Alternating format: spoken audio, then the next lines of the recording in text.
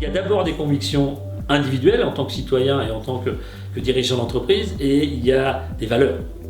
Donc moi, je ne sais pas envisager une amélioration de la chaîne logistique, que ce soit dans le cadre de l'entreprise que je représente ou que ce soit à travers les travaux qu'on mène chez Demeter, sans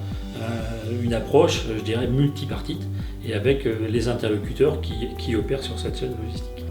Dans le cadre de l'efficacité de nos organisations,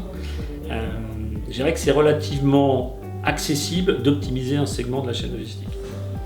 Nous, en tant que prestataire logistique, on travaille en permanence à essayer d'optimiser les segments qu'on nous confie, que ce soit un segment de transport ou un segment de logistique. Or, on voit bien que l'efficience globale de la chaîne, elle passe par une optimisation peut-être moins poussée de chaque segment, mais qui conduit à une efficacité end-to-end, je dirais, du producteur jusqu'au distributeur, au consommateur, qui fait que sur chacun des maillons, il faut pouvoir accepter de ne pas déployer une amélioration à 100%, mais qu'à 50%, parce que le 100% aura une incidence négative sur le maillon amont ou aval, plutôt aval, alors que si on se contente du 50%, ça peut rendre l'efficacité du maillon suivant beaucoup plus grande. Et donc, pour tendre vers cette optimisation de la chaîne logistique, il faut pouvoir travailler avec les acteurs de toute la chaîne, parfois jusqu'au monde agricole et parfois jusqu'au consommateur. Puisque si Steph est présent depuis le début et est toujours présent aujourd'hui chez Demeter, c'est parce que la raison d'être de Demeter et son ADN,